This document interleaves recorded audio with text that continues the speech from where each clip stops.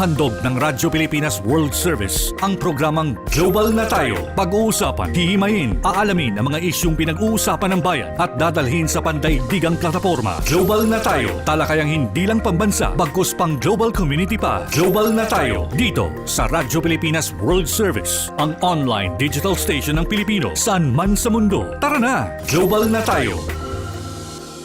Muli po, isang mapagpalang pagbati ngayong araw na ito at welcome na naman po sa isa pang edisyon ng programang Global na Tayo. Ang programang Global na Tayo hatid po sa inyo ng Radyo Pilipinas World Service. Kami po isa sa mga himpilan ng Presidential Broadcast Service, Bureau of Broadcast Services sa patnugot ng Presidential Communications Office. Ako po inyong lingkod, Ray Sampang.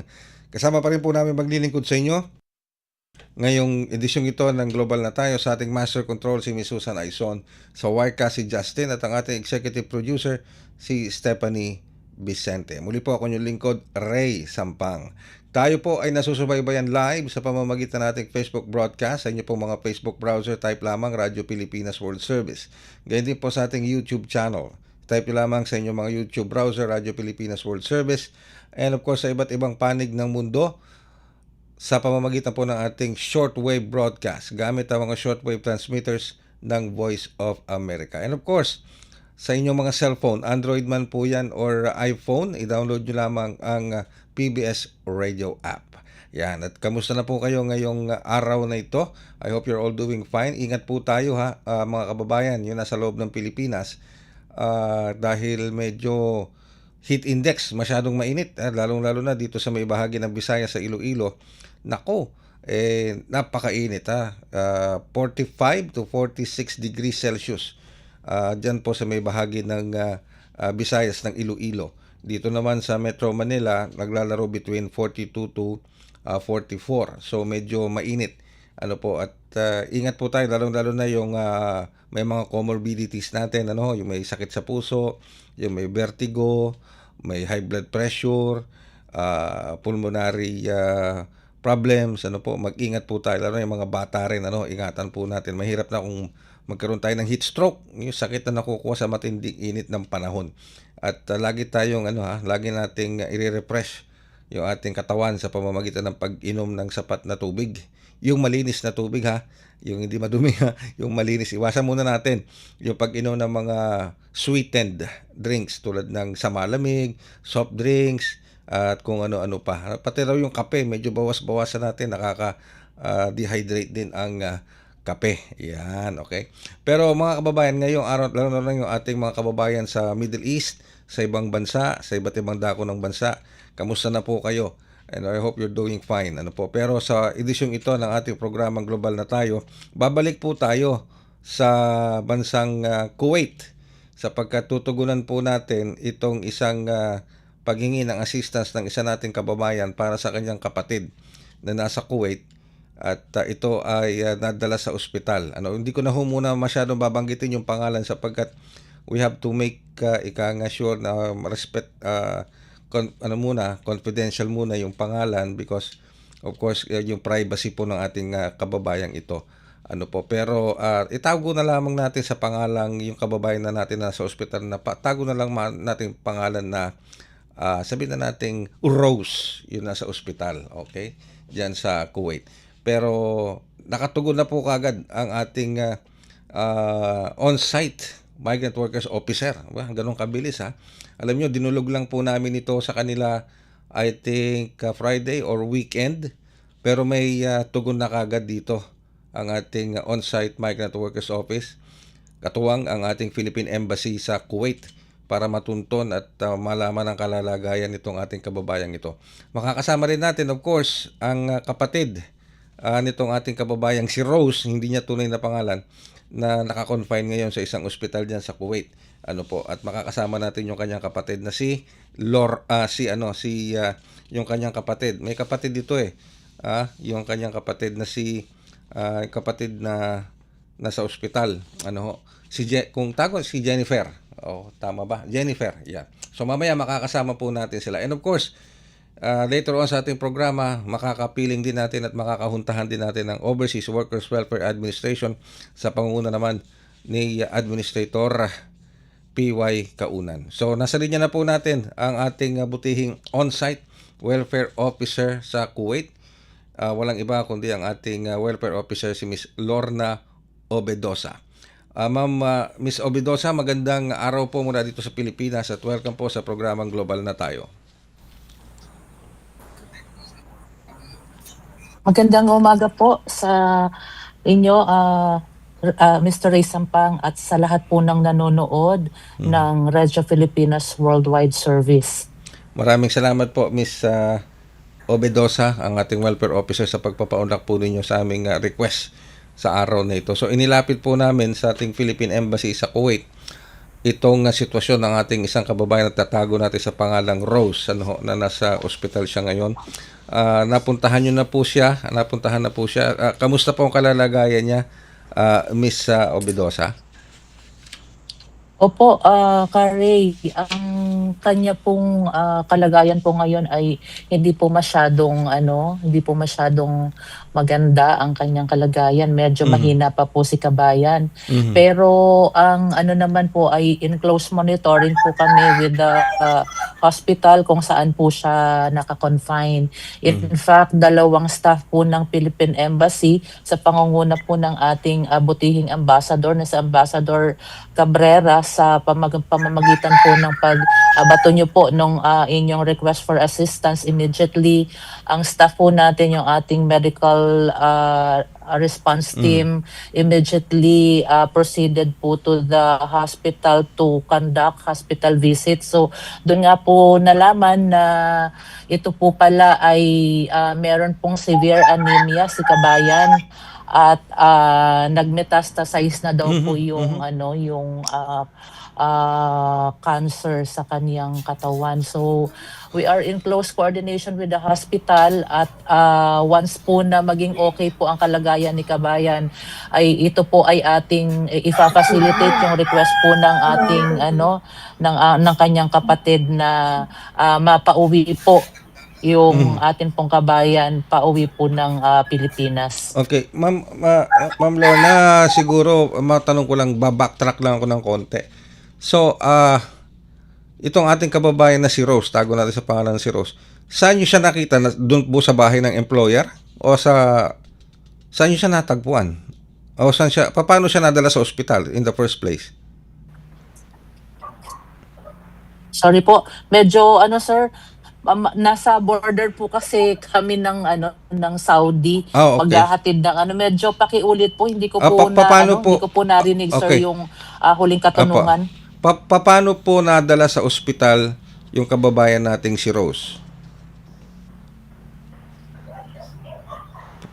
Paano po siya nadala sa Ay, ospital? dinala po, sir, ng ambulansya. Okay. Ang ating kabayan from Manggaf Doon sa bahay ng employer? through an ambulance po, sir. Kinuha siya sa bahay ng employer? Dinala. Yun na po ang hindi nabanggit, dahil parang si kabayan po ay na siya, undocumented na po. Okay. Based on record, 2022 pa po yung kanyang record. So maaari pong wala na pong valid visa si kabayan, at baka po nagtatrabaho na po ito sa labas. Alright. Okay. So sa ngayon po, naka-close monitoring na po kayo, ang ating Migrant Workers Office sa Kuwait, pati yung Philippine Embassy natin. So masasabi po pa natin na hindi siya magandang kalagayan dahil sa sinasabing cervical cancer na nag-metastasize na o kumalat na.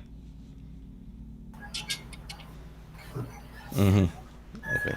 Condition ay medyo mahina pa, pero usually po kapag ganyan naman pong ay may mga pasyente naman po na nagkakaroon po ng improvement yung kanilang medical condition. So we will be closely monitoring po yung condition po, yung medical condition ni kabayan. Yes, oo. And we will update the family as soon as possible. Okay. And speaking of family, Miss Obedosa, ating welfare officer, Miss Lorna Obedosa. Nasa linya rin natin ng komunikasyon yung kapatid nitong si Rose na tinago natin sa pangalang Rose na nasa confine ngayon sa ospital diyan sa Adan Hospital Ito yung si Jennifer. Nasa linya ka na ba, Jennifer? Opo. Okay, Jennifer, ito kasama natin ang ating on-site migrant workers officer si Miss Lorna Obedosa. Napapakinggan mo ba yung binibigay niyang impormasyon sa atin, Lorna? I'm sorry, Jennifer. Opo, sir. Okay, so nandoon na sila. Bilo mo, dinulog namin sa Philippine Embassy sa Kuwait at sa Migrant Workers Office yung sitwasyon ng kapatid mo na tinago natin sa pangalang Rose, I think Friday or Saturday. Pero tumugon kagad sila Saturday ng gabi or Sunday ng umaga. Ganun sila kabilis tumugon dun sa ating request sa kanila. At ngayon nakatutok sila dun sa iyong kapatid.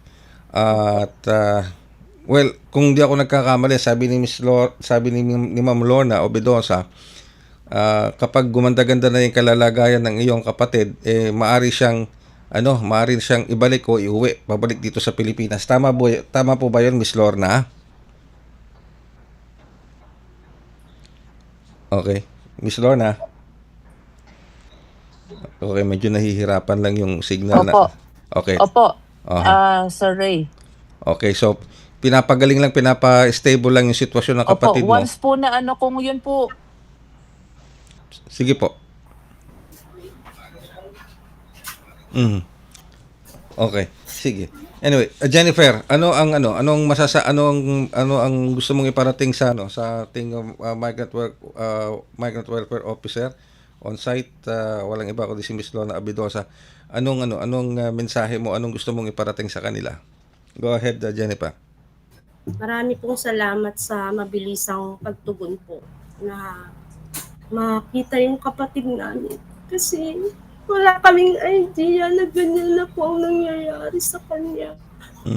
Kaya hindi namin in-expect yung ganyang kalagayan niya po. Pero kahit na ganyan yung kalagayan niya po, basta may uwi din po siya. Kasi nag-aantay po yung mga anak niya. Ilan ba ang anak ni Jennifer? Nasa pangangalaga niyo yung mga anak niya? Ilan yung anak ni Rose, Jennifer? 4 po sila. 4. Oh. Single mother po yung kapatid ko po. So hindi nyo gano'n na siya katagal sa Kuwait? Siguro nasa 8 years na po siya kasi siguro nasa 2022 po nung umalis siya. Okay, so at least panatag na ang kalooban nyo, nakita nyo na siya, nalaman nyo na kung nasaan siya at ito, sinasabi nga ng ating on-site welfare officer na si Miss Lorna Obedosa na nakatutok na sila sa sitwasyon ng kapatid mo at although medyo yung health niya is under monitoring pa rin, pero once na mag-stable o gumaling, nakaschedule na rin siya maripat na ito ibalik sa Pilipinas. Salamat po. Salamat po ng marami. Sige. Nandiyan si Miss Lorna Obedosa. Alam nyo, pa siya, traveling siya, papunta siya. I think they're also in the way, meron pa silang tungkulin na ginagampanan, pero they went out of their way para makausap tayo at mabigyan tayo ng update. Sige, anong mensahe mo ulit kay Miss Lorna at sa ating Philippine Embassy sa Kuwait, Jennifer, para sa kapatid mo? Marami pong salamat sa inyo na agaran pong na solusyonan o nahanap yung kapatid ko. Sana po matulungan niyo po siya na kahit man lang mapagamot po siya, may uwi siya dito. Sana po wag niyo siyang pababayaan kasi wala po kami dyan. Okay. Sige, Miss Ma'am Lorna. So, yun po yung mensahe ni Jennifer, yung kapatid ni Rose na nasa ospital at nagpapasalamat po siya sa inyo. Maski kami dito sa Radyo Pilipinas World Service, ako mismo nagpapasalamat po sa dedikasyon ninyo at yung agarang pagtugon ninyo sa aming request na mahanap itong kababayan nating si Rose, and hopefully everything goes well from this point on. Makauwi na siya, mapauwi nyo na siya, Miss Lorna. Opo. Opo. Okay. Opo, maaasahan niyo po para po sa pamilya ni Rose, wag po kayong mag-alala, kami po ay nakatutok. At once po na bumuti-buti po ang kanyang kalagayan, magbibigay po kami ng update, and kung malakas na po siya at gusto niya na pong umuwi ng Pilipinas, ay gagawin po natin. At kung sakali man po na gusto niya pong magstay para po magkaroon pa po ng mga paggagamot sa kanya, may mga hospital naman po dito na tinatawag po nating yung nakatutok po talaga sa ganong mga sakit. Ang tawag po ay yung cancer hospital, na talagang yun po yung mga espesyalista, yung mga doktor po doon ay nakatutok sa ganyan pong mga sakit. So wag po kayong mag-alala, at kami po ang bahala sa pagmo-monitor po sa inyong kapatid. O yan. Okay. Sige. So maraming salamat po, Miss Lorna Obedosa, ang ating on-site welfare officer, sa oras po at sa inyong dedikasyon at public service na talaga inilalaan para sa ating mga overseas Filipino workers. Ingat po kayo. Maraming salamat po. Thank you very much. Maraming salamat po, Sir Ray, at sa inyong mga tagapanood. Thank you very much. At maraming Thank you po. salamat. Good morning. Good morning, at maraming salamat din po sa ating Philippine Embassy sa Kuwait, sa panguna ni Ambassador Cabrera. Okay, Jennifer, so okay na, medyo kalmado na, ha? Medyo medyo nabawasan na ang pag-alala mo. Opo. Maraming salamat po sa inyo. Okay, so narinig mo naman yung sabi ng ating welfare officer na si Miss Lorna, na desisyon ng kapatid mo kung gusto na niyang umuwi or magstay sa Kuwait, dahil meron na, according to Miss Lorna, meron naman ka-tie up ang Philippine government, ang OWA at ang Philippine Embassy ng mga ospital sa Kuwait na pwedeng tumingin sa kanya. Pero nasa sa inyo yun, at nasa kapatid mo kung gusto na niyang umuwi sa Pilipinas once na maging mabuti o stable na yung kanyang kalagayan. Okay. Sige. Marami pong salamat sa inyo po. Maraming salamat din sa pagtitiwala nyo sa ating himpilan, ha, Radyo Pilipinas World Service. Suportahan nyo rin ang ating himpilan, Radyo Pilipinas World Service, to follow and like ang ating mga Facebook pages at mga social media platforms para makatulong pa kami sa inyo ng mas maigi. Thank you very much, Lorna. Maraming salamat. At ipagdarasal namin Maraming salamat po. Maraming salamat po. Opo. And Salamat po. thank you very much, Ma'am Lorna, ha, at Ma'am Jennifer. Thank you very much din, ha, sa pagtulong nyo, sa pagtitiwala nyo sa amin. Thank you very much. Maraming salamat. Yan ang ating unang bahagi ng ating programang Global na Tayo. Napakagandang balita po nito, yung kagyat na pagtugon ng ating Philippine Embassy sa Kuwait, maging ang ating on-site welfare officer na si Miss Lorna Obedosa, na talagang tumugon kagad yung ating Philippine Embassy sa Kuwait at yung Migrant Workers Office natin. Tumugod kagad sa request natin for assistance. Pinuntahan yung ating kababayang si Rose, na tinago natin sa pangalang Rose, at nakita siya at nalaman kagad ang kanyang sitwasyon. Alright, sige. Okay, anyway, sa puntong ito, nasa linya naman po natin ng komunikasyon ng ating butihing administrator ng Overseas Workers Welfare Administration. Walang iba kundi si Administrator P.Y. Kaunan. Administrator Kaunan, magandang araw po. Welcome back sa programang Global na Tayo. Magandang umaga, Sir Ray, sa lahat po ng ating mga OFWs, mga pamilya nilang nanonood ngayon sa atin. Sir Ray, na-miss ko pumunta rito at ma-interview niyo. Na-miss din namin kayo, Administrator. It's nice to hear your voice again. It's nice to talk to you again. Alam ko naman busy po ang OWA at busy kayo sa pagtugon sa mga assistance sa ibinibigay ninyo sa ating mga kababayan, lalo nila sa Middle East. And speaking of that, gusto ko munang iparating sa inyo yung aking pasasalamat dahil meron tayong isang migrant worker officer sa katauhan ni Ms. Lorna Obedosa dyan sa Kuwait. Mabilis at kagyat na pag-aksyon nila doon sa aming request para hanapin itong ating kababayan na tinago natin sa pangalang Rose, na nadala sa ospital. At biruin ninyo, Administrator, Friday o Saturday lang namin sinubmit yung request. Saturday ng gabi o Sunday ng umaga, may tugon kagad ang ating migrant worker officer sa Kuwait.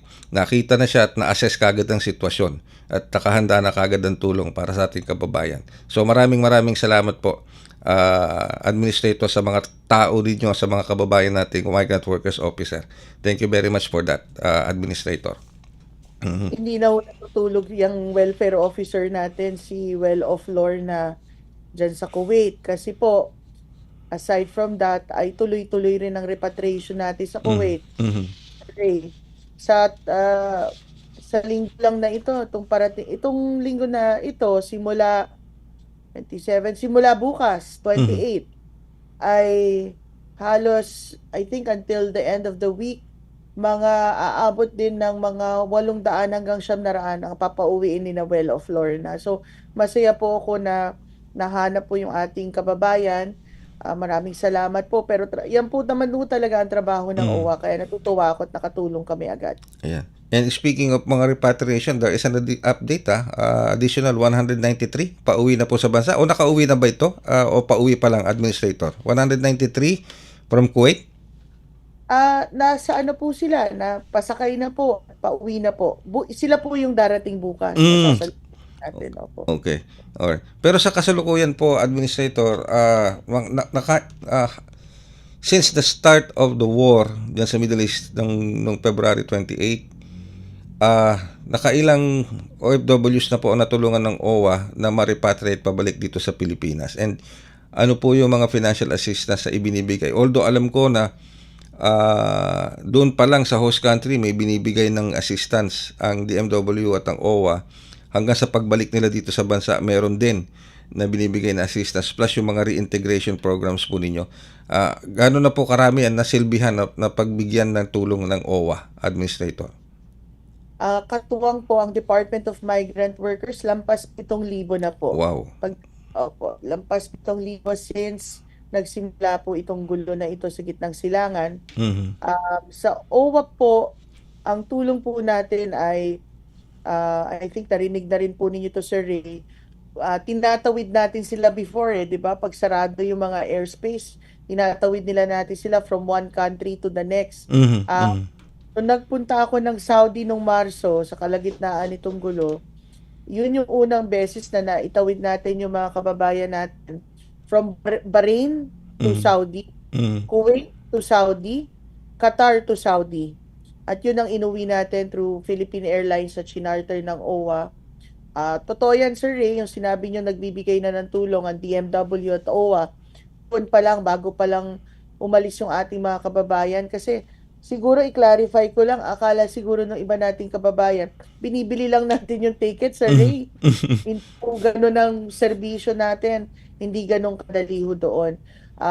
Yung ating pong land transportation, yung ating pong temporary shelter sa kanila, yung kanila pong actually yung financial na tulong or financial assistance, maliit na bagay kumpara doon sa ibang mga serbisyo natin. Hindi po yung pag-aasikaso ng mga exit visa nila at transit visa, kasama rin sa tulong natin. Of course, pagdating dito, Sir Ray, hindi natatapos ang tulong ng OWA. Pati po yung domestic flight ticket pabalik sa mga probinsya sa Visayas at Mindanao at land transportation assistance sa Luzon, sinasagot din po ng OWA. Pati hotel accommodation kasi, Sir Ray, pagdating nila dito minsan 2:00 ng umaga. Hindi naman ho makatao na diretso na namin sa mga terminal po, Sir Ray. Hindi pa din tama.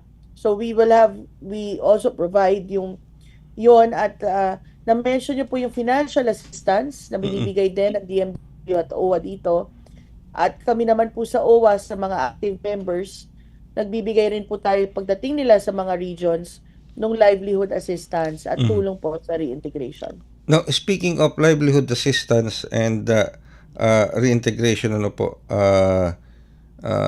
Administrator, kasama of course dyan yung mga tulong din sa pamilya ng ating mga OFWs, like yung scholarship programs ninyo.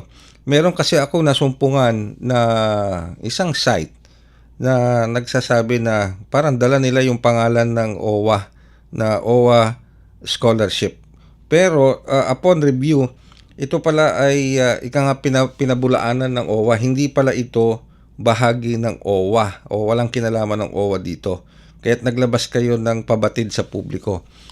Can you tell us more about this? Kung paano nyo nalaman at sino ba itong mga grupong ito? Araw-araw po, Sir Ray, napakadaming nagsusumbong sa OWA. Nagamit yung pangalan ng OWA online, saka sa personal, Sir Ray. No? Sa online, may mga ganitong klaseng mga Facebook groups, Sir Ray, na nangangako na kumbaga bayaran sila at mapapadali daw ang pagbigay sa kanila ng scholarship or anong benepisyo ng OWA. Una nagsasabi sa mga kababayan natin yung mga ganyang kwento, mga lumang kwento na yan na mahirap na ho yan gawin ngayon sa sistema natin na pinapairal dito sa OWA. At saka, so, Sir Ray, may nagsusumbong sa atin na yun na nga, nagcha-charge daw itong mga ito ng commission or fee para po daw siguradong makakuha sila ng scholarship sa OWA. Actually, Sir Ray, ngayon, mag-a-anniversary po ang OWA sa May 2. Uy, lapit na. 44 years na, Sir Ray, ang OWA. Road to 50 na tayo niyan, Sir Ray, no? Yung preparation natin sa golden anniversary ng OWA. Pero ang ibig sabihin lang ho niyan ay ngayong Mayo ay ilulunsad na ng OWA yung mga bago naming programa, Sir Ray, para sa ating mga kababayan. Yung sa scholarship na na-mention ninyo na meron nga nanlolokong ganito, ilulunsad namin kung saan namin idadagdag sa mga regions yung 10,000 na isabi ko sa inyo noong January na dagdag na scholarship para sa ating mga anak ng OFWs. Aside from that, Sir Ray, I think na-interview niyo rin ako before nung sabi ko ang pangarap ko hindi lang sa anak ng OFW kundi sa mga OFW din ay magkaroon tayo ng scholarship. At Sir Ray, malapit na ito. Yan. In 2 days, pipirma na kami with SHED. Magkakaroon po tayo ng scholarship para sa mga OFWs, para yung mga hindi po nakatapos ng college at nagkaroon po sila ng experience abroad, na admit sila sa school dito sa Pilipinas. Makatulong po yung OWA through scholarship na sila po ay makakuha ng bachelor's degree nila at sila po ay makakuha ng mas magandang trabaho para sa kanila. Wow. Ano kami itong pangarap, Sir Ray? That's one promise accomplished sa May 2. Tama po ba, Administrator?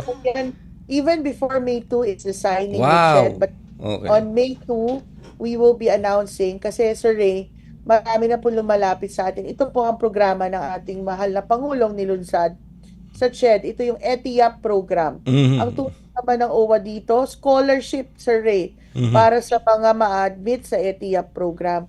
So marami nagtatanong, Sir Ray, paano ba ito? Kunwari, nag-work po kayo sa engineering firm sa Saudi. Yan ang example ko kasi maraming lumapit. Pero hindi naman po kayo engineering graduate, Sir Ray. Diba? Ang mangyayari po, mag-enroll kayo sa ETIAP program, ay tuturo ng SHED yan. Tapos po, na-admit kayo, for example, Sir Ray, sa isang school dito sa Maynila. Pag na-admit po kayo, pwede na kayong mag-apply sa OWA ng scholarship po. At bibigyan po kayo ng OWA ng scholarship assistance or educational assistance para po matulungan kayo sa pag-aaral niyo. Ang maganda dito, Sir Ray, masaya po, super saya ko talaga dito dahil yung ating first batch would be batch by batch tayo. So yung first batch is 100 muna para po ma-pilot natin, no? Malaman natin kung paano ito paparamihin pa. 50 po sa abroad, 50 dito na nakabalik na. So ibig sabihin, Sir Ray, they will be doing this dun sa abroad, even if they're working there, makakapag-online sila na klase, online na para po matapos yung pag-aaral nila habang nagtatrabaho din sila at tutulungan sila ng OWA through educational assistance. Wow, that's good news. That's very good news sa wakas. Yung matagal nyo na pong pinupursiging ma-achieve ninyo dyan sa OWA na mismong OFW mismo ang mabibigyan ng scholarship.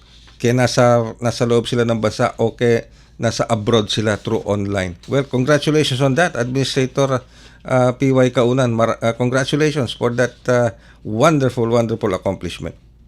Thank you, Sir Ray. Ito po ay isang patunay na ang programa ng ating mahal na Pangulo talagang nilalapit sa ating mga OFWs.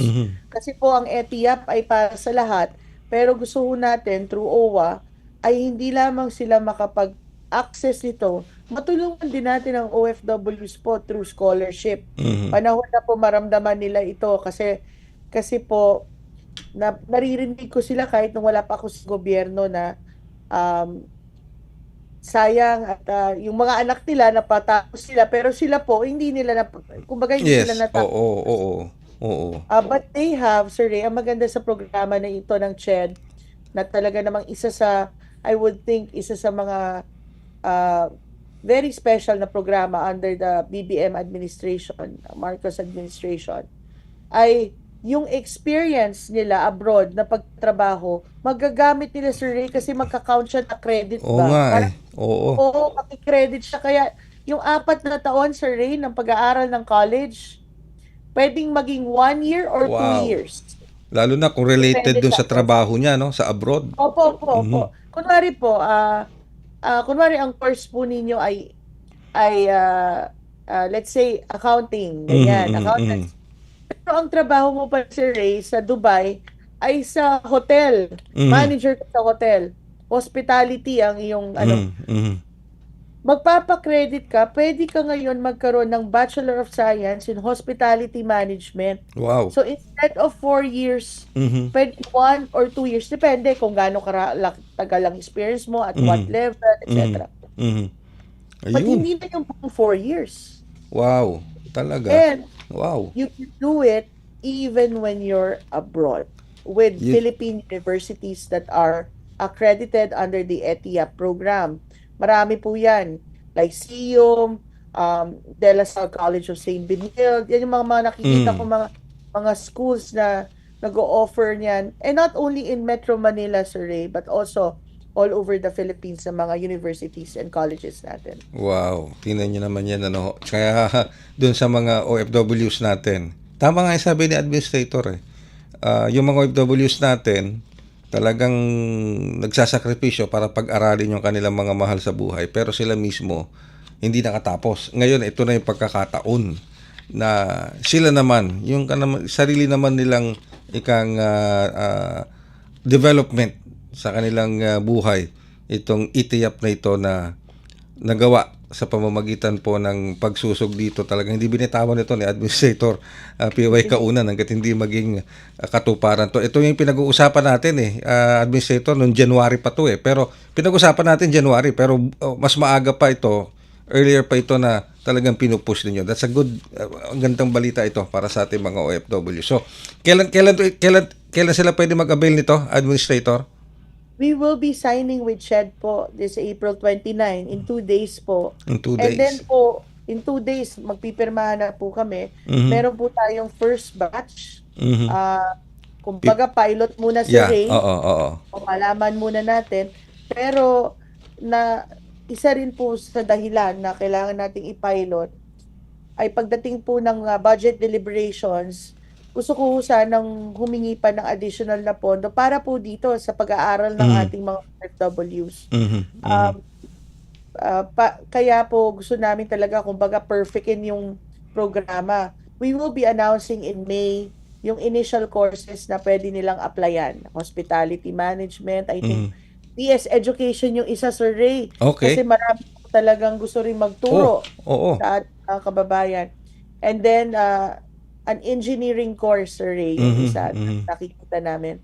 So, we will be announcing and we're very excited about this. Aside from, meron din, Sir Ray, we know, madagdag ko lang dyan sa upskilling or reintegration natin, yung education.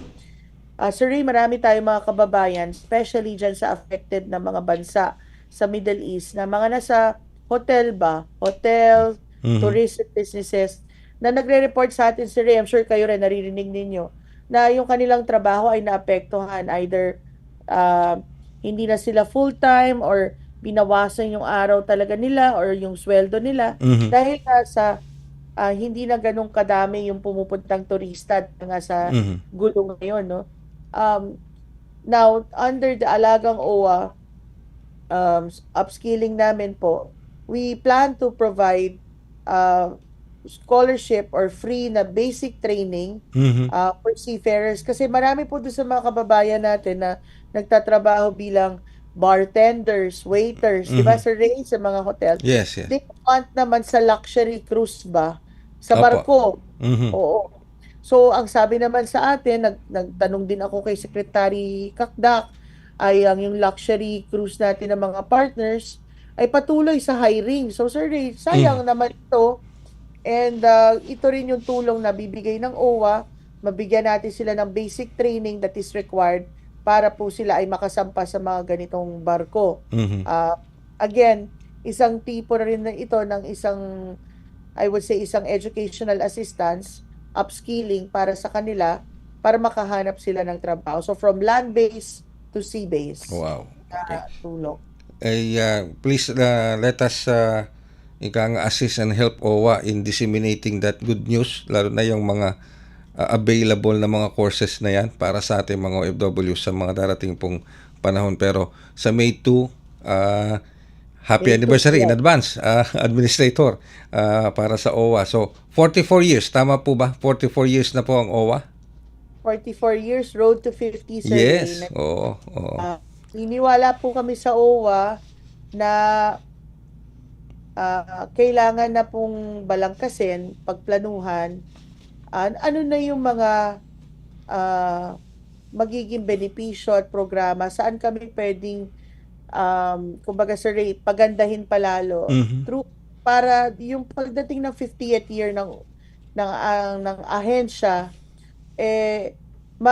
kumbaga mag-evolve ito sa isang ahensya na nagre-respond dun sa kailangan ng mga OFW sa panahon na ito at sa loob ng susunod na mga 6 na taon, we reach the 50th year of OWA. Marami na ho tayong binabago dito sa OWA, Yes, I especially know. sa Ray. Yes. Marami The na talaga. renewal of OWA membership, Sir Ray. Ayaw ko talaga yung pumipila po talaga sa mga opisina or kaya yung inyo pong day off, pupunta pa kayo. Well, gusto po namin kayo makasama, syempre, Sir Ray, no? Pero kung magbabayad lang po kayo ng OWA membership, ngayon po, again, sa May 2, Sir Ray, tinodo-todo na natin ang pag-announce dahil po, syempre, in the last few weeks, nakafocus sa repatriation.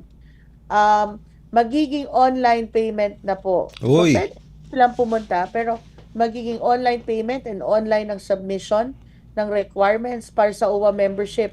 Kaya kahit nasan po kayo sa abroad, ay pwede na po kayong mag-renew ng inyong OWA membership at magbabayad na lang po kayo via our partners like BDO, GCash, Landbank.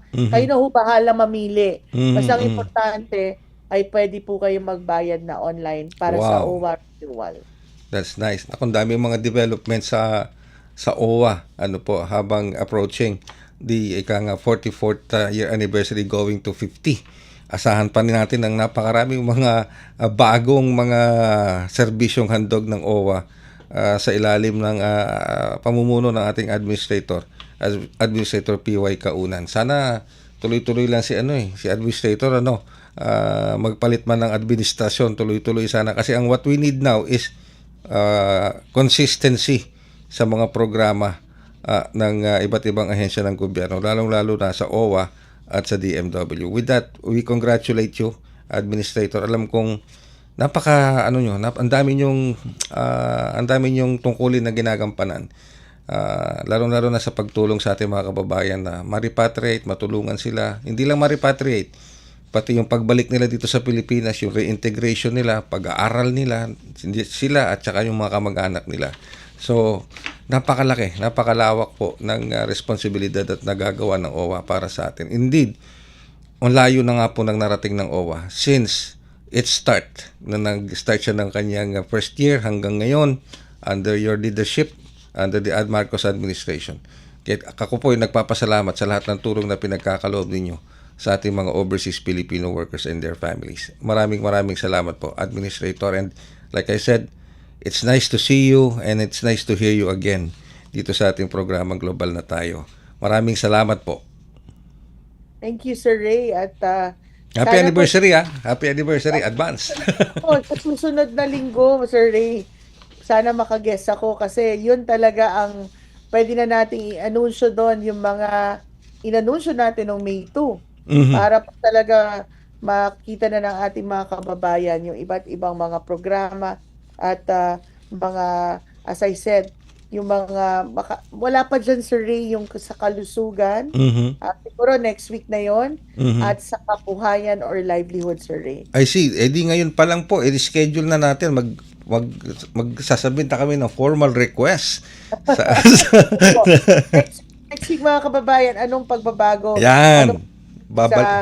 Sa medical benefits at saka sa livelihood assistance. Yan ang inaabangan nila, Sir Ray. Yes. Ano ba ang pwede pa namin makuha when it comes to livelihood assistance? Ano na lang, pahapyaw, Sir Ray. Sa ating pong livelihood, mag-i-introduce na rin ng OWA ng mga nego cards. Yan, Uy. gusto na mga kabayan natin yan. Antabayanan niyo yan sa pagbabalik ni Administrator PY Kaunan dito sa Global na Tayo.